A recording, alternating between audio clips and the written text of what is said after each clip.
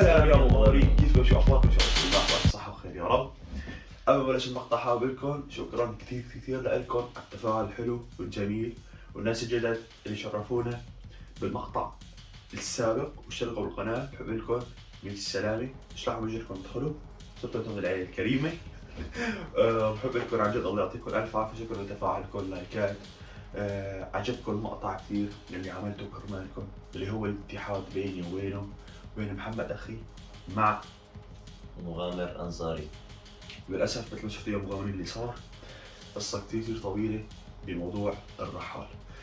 فقبل ما نبلش المقطع بدي بدكم تشتركوا بالقناة وتفعلوا زر الجرس، تشتركوا بقناة الرحال. وقبل ما نبلش الفيديو بدي اياكم كلكم تصلوا على سيدنا محمد، تشتركوا في القنوات كلياتها.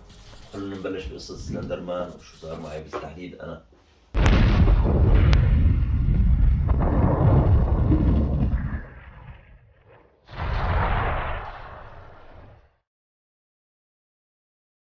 يا مغامرين مثل ما شفتوا إني أنا رحت لغابة بيغامر فيها المغامر أنصاري بس، ولكن بعد ما رحنا هنيك استضافنا هنيك هو بالغابة، وإذ بيعرفني على المكان وخطورته وشو الكائنات اللي بداخله بس. ولكن صارت معنا شغلة كثير صادمة وشفتوها أغلبكم شافها، اللي هو انخطف أخي والرحال. فهلا يا مغامرين بنسأل الرحال شو اللي صار معه وقت سلندر مان خطفه، لوين أخذه، كيف عذبه، هل كان مع سلندر مان أتباع أو لا، هل كان في روح شيطانية هنيك بالمكان أو أشياء تانية أو كائنات تانية ساعدته، وشو الطريق لحتى نوصل له لا سلندر مان. رحال بدي اياك تحكي لي من نفس اللحظة اللي هلا رح طالع لكم اياها انا، من نفس اللحظة اللي انت انخطفت فيها وقت كنت انت ورا، شو اللي صار بالتحديد؟ أنا أصلا كنت عم ببحث بالمكان، مصطفى كان قدامي، بس خلال لحظة وأنا داير وجهي على الاتجاه الثاني ما حسيت إلا إيد طويلة وكبيرة كتير وريحتها كتير مقرفة سحبتني لجوا المكان وغمضت لي عيوني وانسحبت بشكل مخيف جدا. رفعني هيك لفوق على الهواء. انا ضليت يعني تقريبا بين 10 ثواني ل 15 ثانية صاحي، بعدين اغمى علي. تمام. بس بهال 15 ثانية شفته كيف كان عم شيلني بايده هو وعم امشي بين الاشجار، عم اضرب بين الاشجار كنت، بس الحمد لله رب العالمين كان ماسك لي وشي. في اسا علامات ضرب هون على وشه يا مغامرين، احنا صرنا يعني صرنا شي يومين من تحريره بس ليك وسا في علامات ضرب. في كدمات على جسمي، في كدمات على جسمي كثير. هلا بعد ما شالك ومشيت لوين رحتوا؟ شفت المكان تبع هو اللي ساكن فيه سلندر مان؟ هلا انا شفت شغله واحده بس، بعد ما اغمى علي ورجعت صحيت، اغمى علي ما بعرف شو هي المده اللي اغمى علي. تمام. صحيت بعدها لقيت حالي عم ادخل بدرج، هو سلندر مان عم يدخل بدرج كتير كبير بقلب الغابة؟ بقلب الغابة. اوه. هذا الدرج مصطفى ما بعرف كتير كبير وبنفس الوقت صغير، يعني سلندر يعني؟ مان كيف دخل فيه؟ سلندر مان انت شفته عملاق مترين يا جماعة الخير، سلندر مان كثير طويل وكثير عملاق، كأنه الأرض كانت عم تسحبنا. فتنا لجوا وكان في كتير من جماجم وكان في أصوات أطفال، كمان كان في طفل، أنا شفت طفل عم يتعذب بس ما قدرت أعمل شيء. يعني حقيقة انه سلندر مان بيخطف اطفال صغار وبيعذبهم، هل انت بتقطع لنا اياها تماما انه أكيد في اطفال مسجونين عند سلندر مان؟ أكيد أنا شفت هذا الشيء بعيني، أنا شفت جماجم صغيرة. طيب ما ايه؟ شفت جماجم صغيرة وشفت أشلاء في كل مكان، مثلا أصابع مقطعة، شفت إيدين صغار، هن كلهم يعني جثث أطفال. يا مغامرين سلندر مان هاد كثير خطير ولازم نحاربه كلياتنا سوا، كلياتنا. والرحال قطع لنا تماما في اصغار بالعمر موجودين عنده كانوا عم يتعذبوا. اسالك سؤال بعد رحال. تفضل. نحن شفناك وشك كان عليه مثل رسوم او مكتوب عليه كتابات او رسوم شيطانيه، طلعت من وراي واختفيت. كيف هيك؟ هل انت تحولت لساحر؟ واذا تحولت لساحر كيف تحولت؟ او شو اللي هذا كان على وشك؟ صح يا مغامرين؟ صراحة هذا الشيء صار معي أنا كمان استغربت منه. في كان أتباع سلندر مان، في ساحرة وساحر أو ما بعرف شو هن، شو هيئتهم. ساحر او ساحر؟ بني ادمين عاديين؟ بني ادمين عاديين. إيه؟ بشريين. بيساعدوه على خطف الاطفال الصغار وتعذيبهم. بيساعدوه حاولوا انهم يقتلوني. بس سلندر مان باللحظة الأخيرة قال له لا اتركوه رح يكون أحد أتباعي. يا مغامرين، هذا الشيء بدل انه كان صديق الرحال ممكن يكون واحد من اتباع سلندر مان، وممكن كان يكون واحد من الخطفه والقتله. بس الحمد لله انت ما قلت لي كيف قدرت تخلص. الصراحة أنا ما تعودت معهم أبدا. ضليت دائما يعني كل ما يصح لي الفرصة لحتى اني اتقاتل معهم. حتى قتلته للساحر اللي كان موجود هنيك، ويا ريت كان في معي حدا يثبت هذا الشيء. قتلته للساحر هذا، قام الساحرة انتقمت مني، فقدتني لتشنقني. نعم، مثل ما شفتوني بالمقطع كيف مربط. هذا تعذيب. هذا كان تعذيب لحتى اني ابرد واموت من البرد. شفت كانت مشلحتني الشوز تبعي.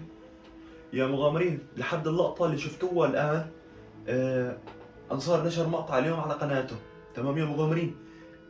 تحرير الرحال. كنت أنا وأنصاري حررنا الرحال بطريقة كتير قوية وغامرنا فيها، بس ولكن اللي عم بيقوله نحن وقت حررناه كان مربوط بإيديه. تمام؟ وقت كان مربوط بإيديه يعني هذا نحن لحقناه على آخر الدقائق، كان بعده ممكن ينتهى عمره. اللي ما شاف المقطع عن أنصاري يروح يشاهده. الحمد لله انكم جيتوا، لانه كانت عم تعذبني كثير.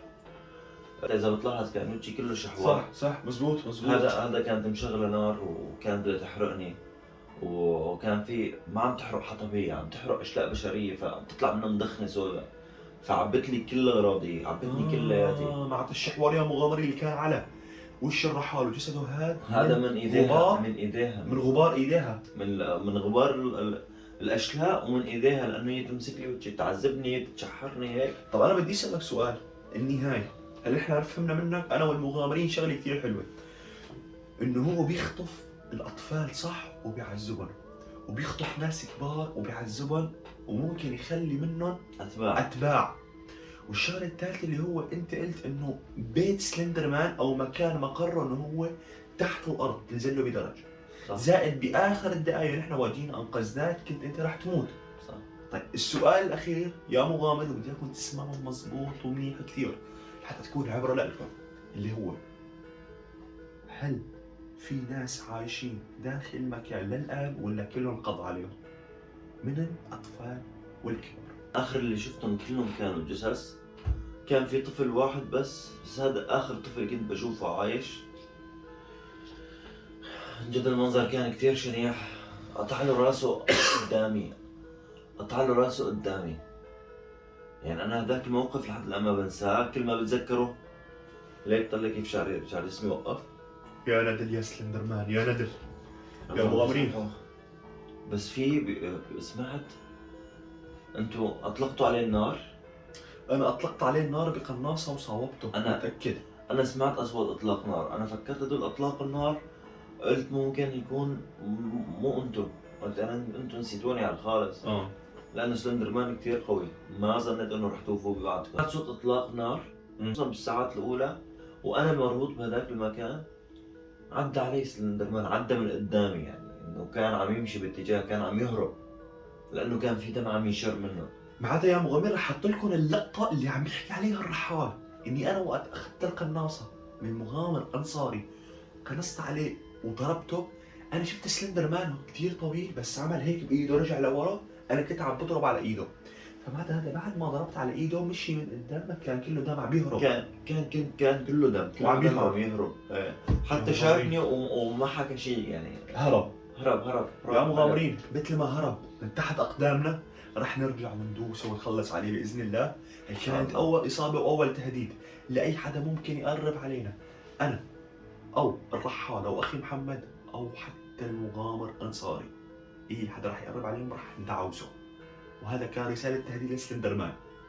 ولهون يا مغامرين حبيت احكي لكم التفاصيل اللي صارت. انا ما حكيت مع الرحال ابدا عن هذا الموضوع، انه شو اللي صار معك. حبيت انه يطلع قدامكم ويحكي عن كل شيء لتكون موعظه لكم. بدي اياك شغله وحده اخيره وننهي المقطع فيها خالص. هل عرفت شو طريقه الاختطاف تبعية الاطفال؟ يعني هو كيف عم يخطفهم؟ هو عم يروح على بيوتهم. هل هو مثلا عم يعمل سحر وبجيبها؟ هل الاطفال اللي بتروح على الغابه فقط هي الغابه عم تنخطف ولا كيف؟ مشان تقول لهم لا تعملوا كذا وكذا وكذا لانه سلندر مان رح يخطفكم. قل لي. اغلب الاطفال اللي عم يخطفن هن اطفال دمهم زهري. كيف يعني؟ الدم الزهري بيكون بيحس بالجن، وما في اي شيطان بيقدر له، ما في اي شيطان بيقدر يوسوس له. دائما ايمانه بالله كبير ومؤمن مسلم.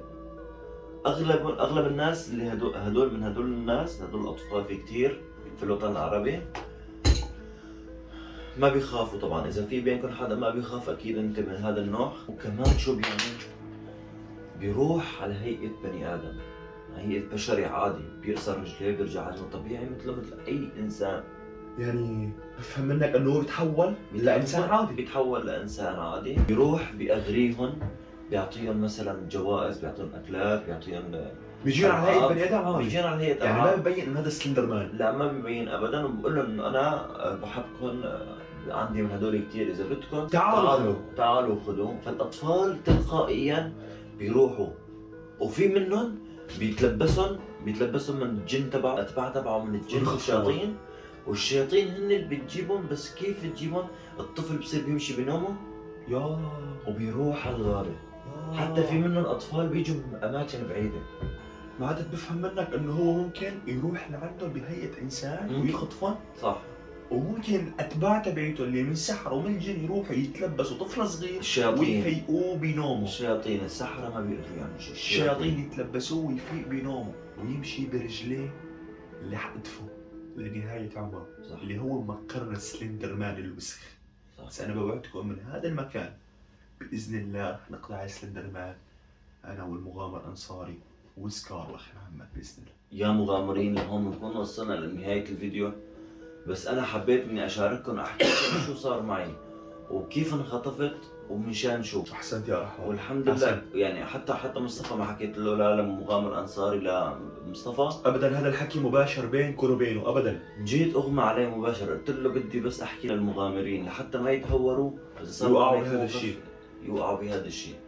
يا مغامرين كل هون انتهى المقطع. بحبكم كثير كثير. شكرا لاي حدا وصل لهذا المقطع. بدي منك تفجر الفيديو بلايك كبير، لانه حاولنا قدر الامكان نشرح لكم عن مدى خطوره سلندر مان. وزاد يا مغامرين قناه الرحال تحت بالوصف عم بيعمل فيديوهات خارقه للطبيعه بقصص جن واقعيه وحقيقيه. بس ولكن الاكبر من هيك انه راح يعمل مقطع مع شخص انتم كثير بتحبوه. الشاطر فيكم فقط اللي راح يخمن مين هذا الشخص راح يجي ويحكي قصه حياته هذا الشخص عند الرحال بقناه. روحوا اشتركوا عنده بالقناه واستغلوا الفرصه لتشوفوا مقطع كثير. بحبكم كثير كثير. شوفوا الفيديوهات القادمه واشتركوا قناه محمد. بيس. انت منيح اخي؟ انا بس بدي اروح ارتاح، انام لا نرجع على البيت. بس بدي عندي طلب منك. انا زعلت منكم اثنيناتكم، انت وانصاري. ليه؟ لازم نروح نقضي عليه باسرع وقت. لازم نحن لازم ما نتاخر ابدا. اكيد مستحيل لازم ان شاء الله. وهو كثير مصطفى ما هو يعني لا بشري ولا جني ولا شيطان. منظره كثير مرعب. كثير غريب عملاق. يعني انت بتعرف الجن والشياطين منظره مرعب. برمضان ما بيقدروا يعملوا شيء معه. هذا المشكله مو شرط يكون جني. لا عم اقول لك هو من العمالقه. وحتى يعني شو اسمه،